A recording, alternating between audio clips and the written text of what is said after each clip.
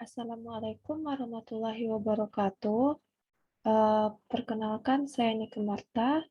Terima kasih atas kesempatannya pada kali ini. Saya akan menjelaskan sistem informasi akuntansi dan manajemen dengan topik Revenue and Cash Collection Process and Control. Langsung masuk pada bagian pertama, yaitu pengantar proses pendapatan. Berikut adalah tampilan dari proses pendapatan dari sistem akuntansi secara keseluruhan. Dalam sebuah perusahaan besar, mungkin ada ribuan bahkan ratusan ribu transaksi penjualan yang terjadi setiap harinya. Perusahaan harus memiliki sistem dan proses penjualan merangkap, mencatat, meringkas, dan melaporkan hasil transaksi tersebut. Selanjutnya, transaksi penjualan juga menghasilkan transaksi terkait lainnya. Beberapa transaksi tambahan meliputi yang pertama, pemindahan persediaan ke pelanggan. Yang kedua, pencadangan piutang. Yang ketiga, pengumpulan penerimaan kas. Dan yang terakhir yaitu memprosesan return penjualan. Ada jenis proses dalam penjualan, dibagi menjadi 3 kelompok. Yang pertama yaitu proses penjualan, yang kedua proses return penjualan, yang ketiga proses pengumpulan uang tunai. Yang proses penjualan umumnya melibatkan penerimaan pesanan pelanggan untuk produk atau layanan, pengiriman produk atau layanan, penagihan pelanggan untuk produk atau layanan tersebut. Pengiriman penjualan juga memerlukan praktik pendukung seperti pemeriksaan kredit dan otorisasi stok persediaan. Sedangkan proses return penjualan merupakan pengecualian untuk proses penjualan. Mereka pada dasarnya adalah pengembalian produk penjualan yang terjadi ketika produk dikembalikan oleh pelanggan. Proses return penjualan umumnya melibatkan penerimaan barang dan penyesuaian akun pelanggan, catatan persediaan, dan laporan akuntansi lainnya. Sedangkan penagihan tunai dihasilkan dari transaksi penjualan yang telah diselesaikan. Ketika uang tunai diterima dari pelanggan, itu harus disimpan di bank. Selain itu, proses pengumpulan kas melibatkan pemutakhiran dan rekonsiliasi saldo kas ke rekening pelanggan. Selanjutnya yaitu proses penjualan. Berikut adalah tampilan dari gambaran aktivitas yang terkait dengan proses penjualan, mulai dari departemen penjualan sampai terakhir dengan terbentuknya buku besar di dalam laporan keuangan. Selanjutnya yaitu penting juga untuk memeriksa persediaan untuk menentukan apakah barang tersebut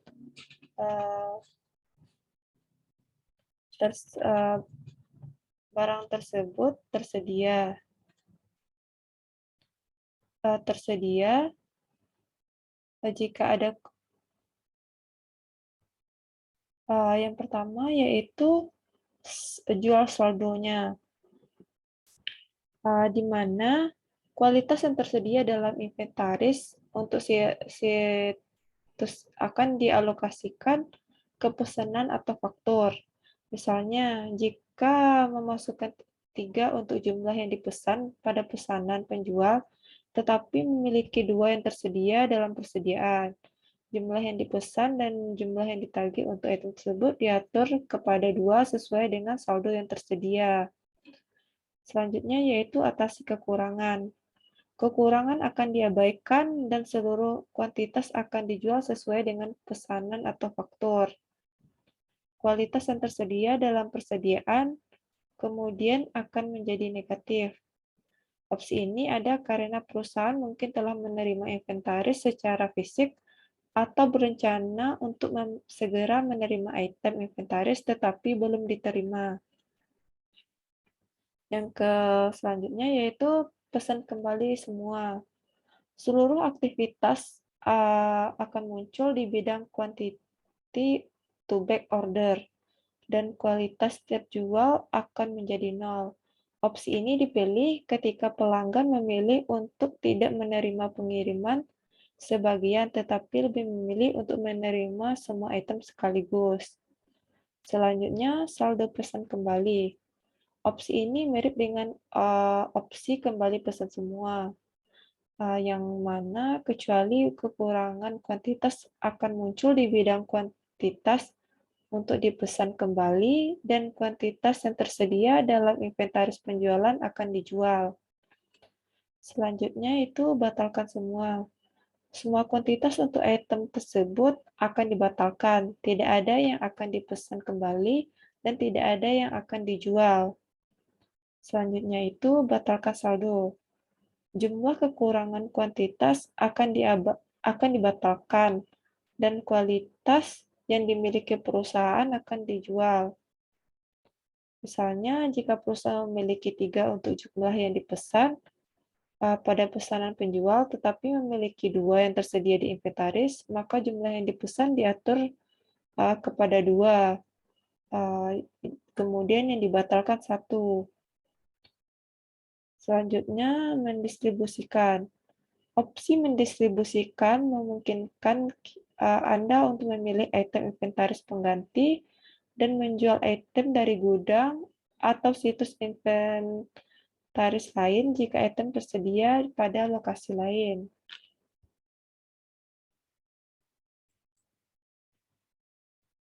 Pemeriksaan kuantitas inventaris dan penyajian berbagai opsi, termasuk pembuatan backorder otomatis saat melakukan pesanan, adalah contoh fungsional kode Microsoft Dynamics GP. Jenis fungsi inilah yang membuat sistem akuntansi atau ERP berfitur lengkap, lebih efisien daripada sistem yang lebih sederhana.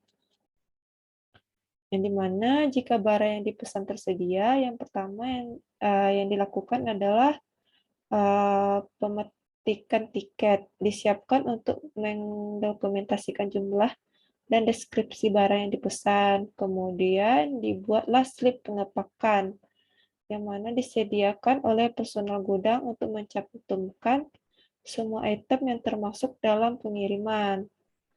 Selanjutnya, barang akan dimuat di dalam daftar muat.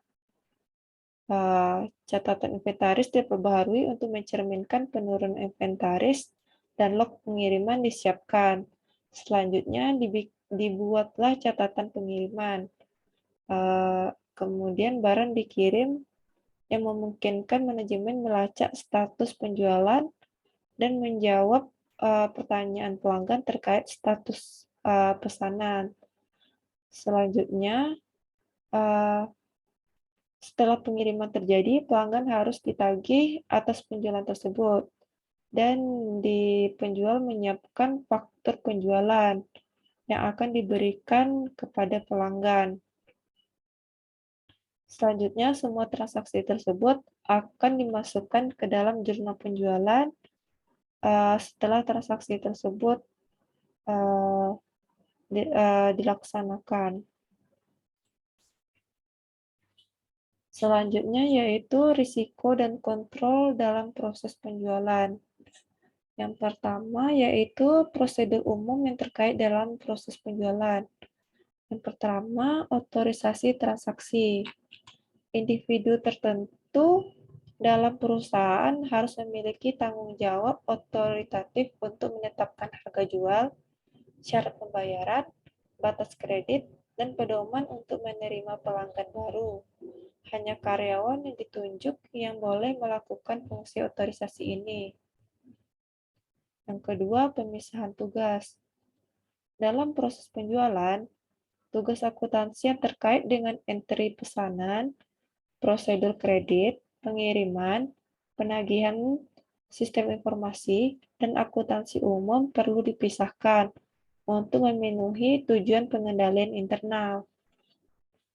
Selanjutnya yaitu catatan dan dokumen yang memadai. Bagian yang bertanggung jawab untuk mencatat penjualan harus memastikan bahwa dokumentasi pendukung disimpan dan diatur.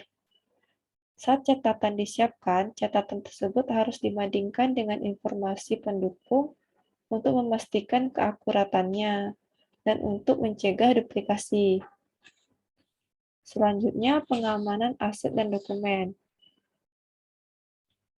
Persediaan produk perusahaan harus dilindungi oleh kontrol fisik di gudang. Beberapa contoh kontrol fisik di gudang adalah kamera pengintai, penjaga keamanan, dan sistem alarm. Demikian juga dengan file data, program produksi, dan catatan akuntansi masing-masing harus dilindungi dari akses yang tidak sah dengan menggunakan kata sandi, cadangan salinan, dan kontrol fisik seperti lemari arsip yang dikunci dapat melindungi arsip perusahaan. Selanjutnya yaitu pemeriksaan dan rekonsiliasi independen. Untuk meningkatkan akuntabilitas proses penjualan, perusahaan harus menetapkan prosedur di mana pemeriksaan independen dan rekonsiliasi catatan dilakukan secara teratur. Selanjutnya, mempertimbangkan biaya dan manfaat. Perusahaan cenderung menetapkan pengendalian internal hanya jika mereka memiliki manfaat pengendalian lebih cenderung daripada biaya pelaksanaan tugas. Berikut adalah karakteristik yang menunjukkan bahwa perusahaan mungkin lebih berisiko sehubungan dengan proses penjualan. Yang pertama yaitu perubahan harga jual atau pelanggan yang sering dilakukan. Yang kedua, struktur penetapan harga rumit atau berdasarkan perkiraan.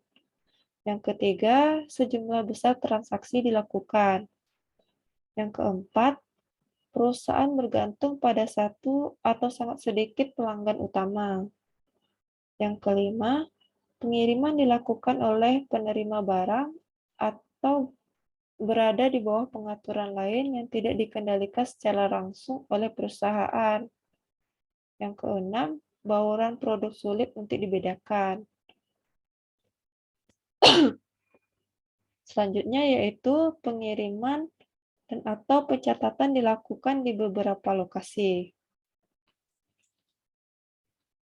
Selanjutnya, proses return penjualan. Hampir selalu terjadi bahwa sebagian kecil dari penjualan yang dilakukan kepada pelanggan pada akhirnya akan dikembalikan kepada penjual. Perusahaan harus memiliki prosedur untuk menerima barang yang dikembalikan, mengkredit akun pelanggan, dan menempatkan barang kembali dalam persediaan. Ketika pelanggan mengembalikan barang yang ditangani oleh departemen penerima, barang yang dikembalikan biasanya disertai dengan dokumentasi dari pelanggan, seperti bill of lading dan slip pengepakan. Barang harus diperiksa untuk memungkinkan kerusakan dan referensi ke faktur penjualan asli untuk mengkonfirmasi sejarah penjualan barang. Selanjutnya, risiko dan pengendalian dalam proses return penjualan. Yang pertama yaitu otorisasi transaksi. Individu tertentu yang dituju dalam perusahaan untuk diberi wewenang untuk mengembangkan kebijakan, pengendalian penjualan, pengesahan pengembalian, pengesahan pengendalian penjualan, dan menyetujui kredit. Selanjutnya yaitu pemisahan tugas. Untuk return penjualan, sistem pengendalian internal yang efektif memisahkan individu dengan tugas otoritatif. Dari mereka yang bertanggung jawab untuk pencatatan dan penyimpanan, menerima produk yang dikembalikan dan mentransfer mereka ke area yang gudang. Ideal bagusnya, siapapun yang melakukan aktivitas memo kredit tidak boleh juga bertanggung jawab atas entry data, persetujuan kredit, pengiriman, dan penanganan inventaris, penagihan, sistem informasi, dan akuntansi umum. Selanjutnya yaitu catatan dan dokumen yang memadai. Pengendalian internal atas catatan rekap penjualan serupa dengan proses penjualan, di mana laporan yang mendokumentasi pergerakan barang dan pemberitahuan terkait pada pelanggan harus diterbitkan secara berurutan, terorganisir, dan disimpan. Selanjutnya yaitu pengamanan aset dan dokumen. File data, program, produksi, dan catatan piutang usaha harus dibatasi hanya untuk mereka yang secara khusus diberi wewenang untuk menyetujui atau mencatat transaksi tersebut. Selanjutnya, pemeriksaan dan rekonsiliasi independen.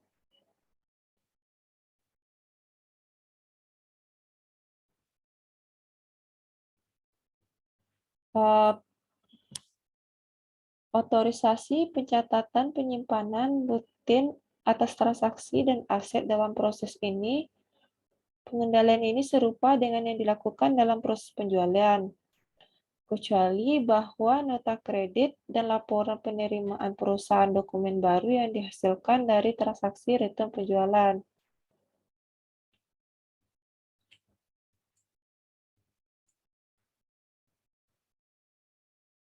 Selanjutnya yaitu pertimbangan biaya manfaat. Beberapa keadaan yang mungkin ada dalam proses pengembalian penjualan perusahaan yang menunjukkan tingkat risiko tinggi disajikan sebagai berikut. Yang pertama, jumlah produk yang dikembalikan sering sulit ditentukan. Yang kedua, ada volume aktivitas memo kredit yang tinggi. Selanjutnya, harga produk sering berubah. Yang keempat, pengembalian diterima di berbagai lokasi. Yang kelima, pengembalian diterima oleh penerima barang atau di bawah pengaturan lain yang tidak dikendalikan secara langsung oleh perusahaan. Selanjutnya, proses penagihan kas. Penjualan perusahaan ke perusahaan biasanya dilakukan secara kredit, dan jangka waktu ditentukan kepada pelanggan untuk membayar. Contohnya, syarat penjualan kredit adalah net 30. Ini berarti pelanggan memiliki waktu 30 hari setelah tanggal faktur untuk membayar. Oleh karena itu, waktunya penerimaan kas sedemikian rupa, sehingga akan ada beberapa hari antara tanggal faktur dan pengembalian uang tunai. Jumlah hari yang sebenarnya tergantung pada persyaratan kredit penjualan dan ketentuan pelanggan dalam membayar tepat waktu.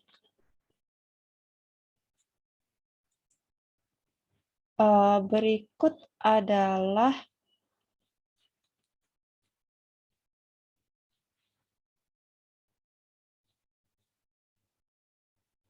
tampilan dari proses pengumpulan kas.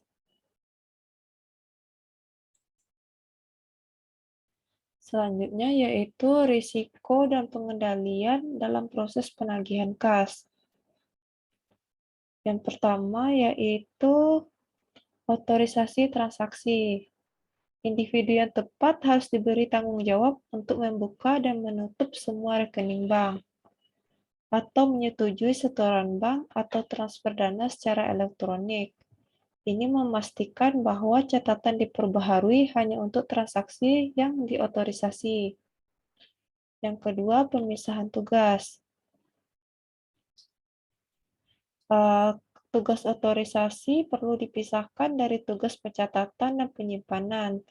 Tanggung jawab pencatatan termasuk pemeliharaan jurnal penerimaan kas, pembaruan catatan piutang untuk individu, pelanggan, dan memposting total buku besar pembantu piutang ke buku besar. Selanjutnya, catatan dan dokumen yang memadai. Daftar penerimaan kas harus disiapkan setiap hari, sehingga aktivitas penagihan harian harus disesuaikan dengan dokumentasi pendukung dari setoran bank.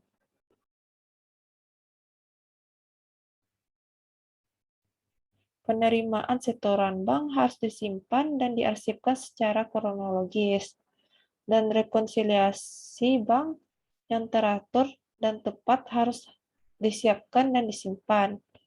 Akun pelanggan yang terperinci juga harus dipelihara dan direkonsiliasi dengan laporan pelanggan secara langsung. Selanjutnya yaitu pengamanan aset dan dokumen. Akses ke pengembalian uang tunai perlu dibatasi hanya bagi mereka yang secara tegas diberi wewenang untuk menangani uang tunai. Pengendalian atas penerimaan kas mungkin merupakan prosedur pengendalian yang paling penting, karena kas adalah aset yang paling rentan terhadap pencurian dan penyelewengan. Selanjutnya adalah pemeriksaan dan rekonsiliasi independen. Penghitungan fisik kas perlu dilakukan dari waktu ke waktu untuk membandingkan kas aktual yang ada dengan jumlah dalam catatan akuntansi. Untuk memaksimalkan efektivitas, penghitungan kas harus dilakukan secara mendadak dan dilakukan oleh seseorang yang tidak bertanggung jawab atas fungsi penerimaan kas. Selanjutnya adalah pertimbangan biaya manfaat. Selain kebutuhan untuk kontrol ketat atas uang tunai karena kerentanan terhadap pencurian, keadaan berikut dapat mengidentifikasikan risiko yang terkait dengan pengumpulan kas. Pengumpulan uang tunai. Yang pertama, volume pengumpulan uang tunai yang tinggi.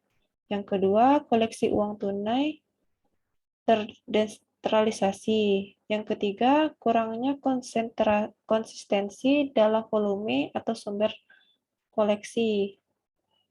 Yang keempat, adanya penerimaan kas dalam mata uang asing.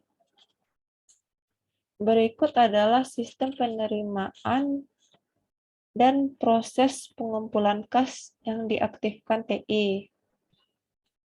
Tampilan berikut adalah diagram alur sistem dari versi umum sistem pendapatan dengan beberapa dokumen kertas. Bagan alur sistem mendokumentasikan sistem untuk penjualan ke perusahaan. Ketika pesanan pelanggan diterima, seorang karyawan memasukkannya ke dalam sistem TI dengan memasukkan pesanan ke layar input. Dengan file data online, data input dapat diedit, status kredit pelanggan dapat ditinjau, dan tingkat persediaan dapat diperiksa. Jika pesanan tidak melebihi batas kredit pelanggan dan barang investasi tersedia, pesanan dapat diproses. Pemrosesan pesanan memperbaharui catatan penjualan dan catatan akun pelanggan. Dokumen yang sesuai yang diperlukan untuk mengisi dan mengirimkan pesanan dapat disiapkan. Dokumen-dokumen ini biasanya mencakup daftar pilihan, slip pengepakan, faktur, dan bill of lading. Daftar pilihan digunakan oleh personal gudang untuk memilih barang di rak gudang. Daftar pilihan digunakan oleh personal gudang untuk memilih barang di rak gudang. Slip pengepakan digunakan oleh personal pengiriman untuk memastikan barang dikemas dengan benar. Sedangkan bill of lading adalah perjanjian antara pengangkut umum, seperti pengangkutan truk atau kereta api dari perusahaan. Faktur dikirim ke pelanggan. Biasanya pada akhir bulan pelanggan ditagih dan laporan bulanan reguler dibuat. pelanggan ditagih sesuai dengan pernyataan pelanggan. Laporan bulanan reguler akan mencakup laporan penjualan, laporan status persediaan, dan laporan piutang. Selanjutnya yaitu banyak perusahaan saat ini, sistem CI canggih sangat terintegrasi menangkap, mencatat, dan memproses pendapatan dan peristiwa pengumpulan kas. Sistem TI ini lebih khusus daripada sistem generik yang dijelaskan sebelumnya. Sistem tersebut termasuk yang pertama sistem e-commerce, yang kedua sistem pertukaran data elektronik atau EDI, yang ketiga sistem point of sale. Sistem e-commerce sendiri menggabungkan memproses elektronik dari aktivitas yang berhubungan dengan penjualan dan umumnya proses penjualan e-commerce ditransaksikan melalui internet. Kalau pertukaran data elektronik EDI, sistem yang mengkomunikasikan dokumen penjualan secara elektronik dengan format bisnis standar. Sedangkan sistem point of sale POS, sistem memproses penjualan di kasir di toko retail. Selanjutnya yaitu sistem e-bisnis dan risiko dan kontrol yang terkait. Saat ini ada dua jenis penjualan internet yang populer, yang biasanya disebut sebagai bisnis ke konsumen, B2C, dan bisnis ke bisnis, B2B.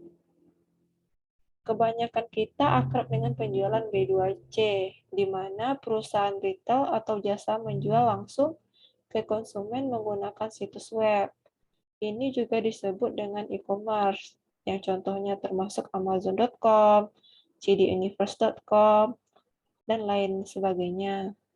Sedangkan penjualan B2B, di sisi lain melibatkan perusahaan yang menggunakan situs web untuk menjual produk dan layanan satu sama lain.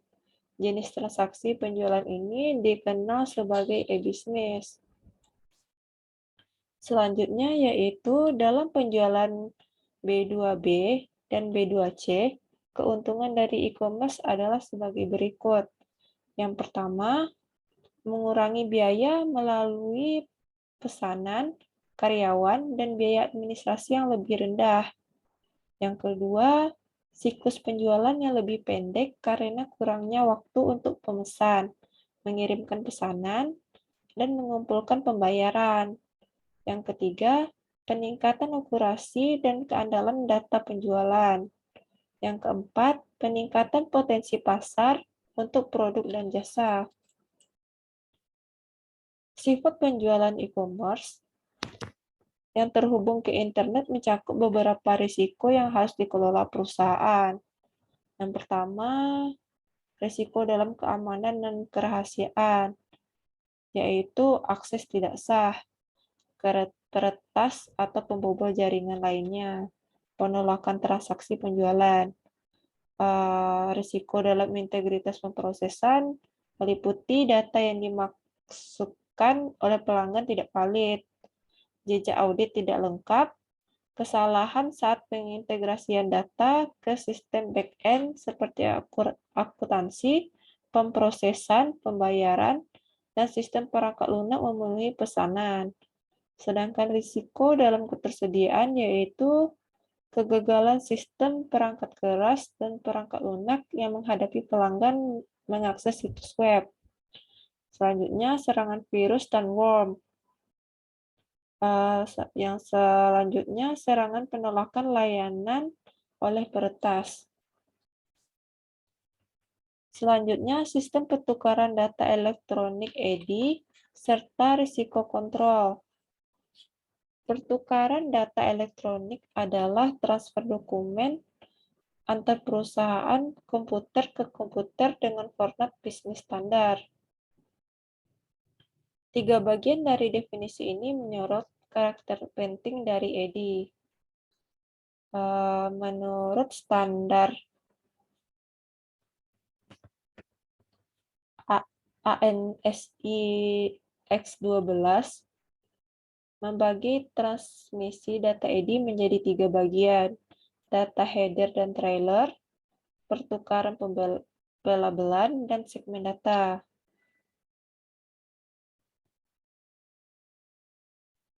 Data header sendiri berisi informasi tentang file atau transmisi yang dikirim.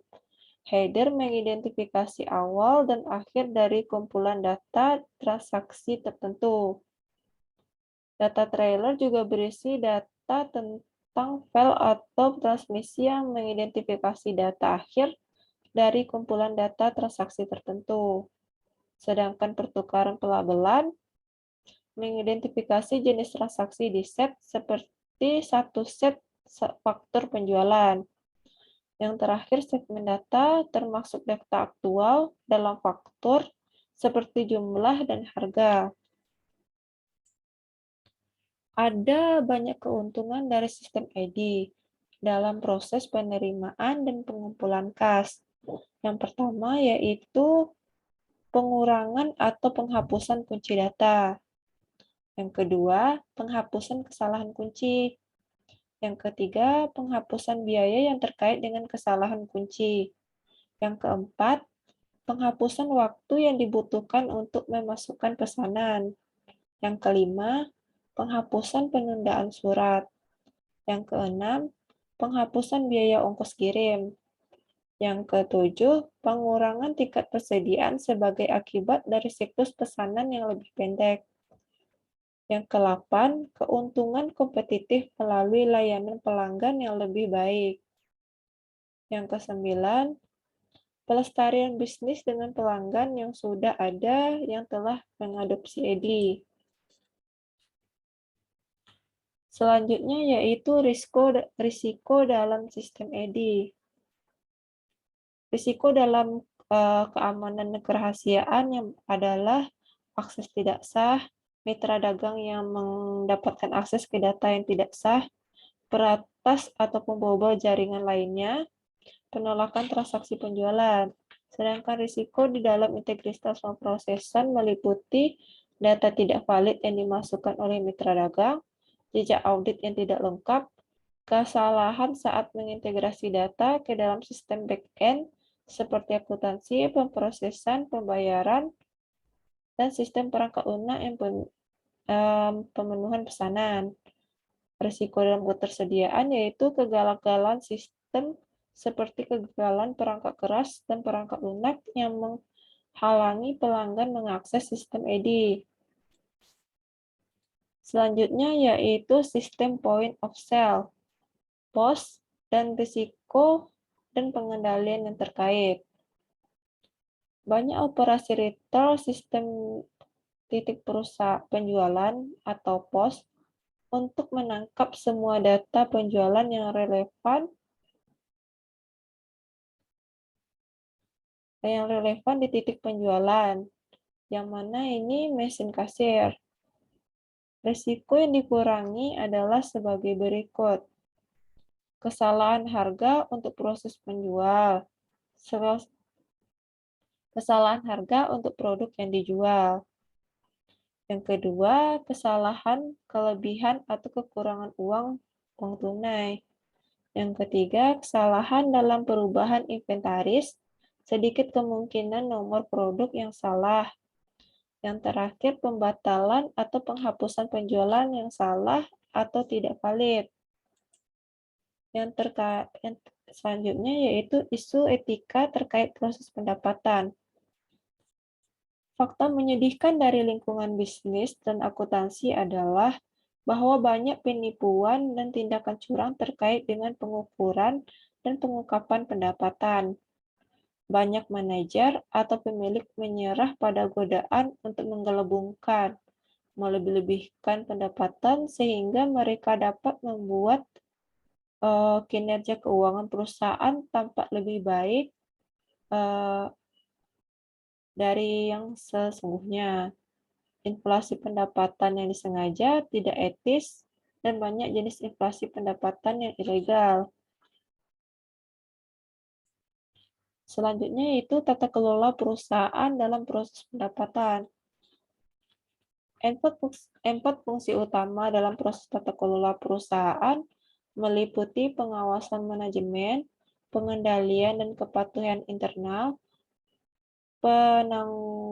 penangguhan keuangan, dan perilaku etis.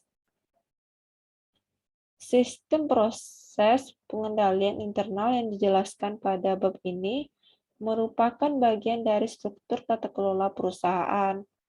Ketika manajemen merancang dan mengimplementasikan proses untuk penjualan, return penjualan, dan pengembalian uang tunai, manajemen memberikan tanggung jawab untuk melaksanakan fungsi tersebut kepada berbagai manajer dan karyawan.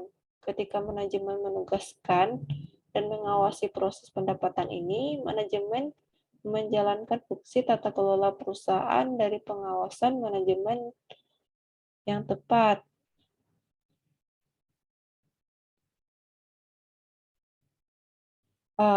Selanjutnya yaitu manajemen juga harus menetapkan pengendalian internal yang sesuai dengan proses pendapatan guna mencapai tujuan pengamanan aset dalam proses tersebut dan memastikan keakuratan dan kelengkapan data yang dihasilkan oleh proses tersebut. Pengendalian internal ini juga merupakan bagian dari struktur tata kelola perusahaan. Ketika manajemen telah merancang dan mengimplementasikan proses dan pengendalian internal, dan kemudian mengelola secara terus-menerus, hal ini membantu memastikan pengelola aset perusahaan yang tepat. Sekian presentasi dari saya. Apabila ada kesalahan dan kejanggalan, saya mohon maaf. Saya akhiri dengan Assalamualaikum warahmatullahi wabarakatuh.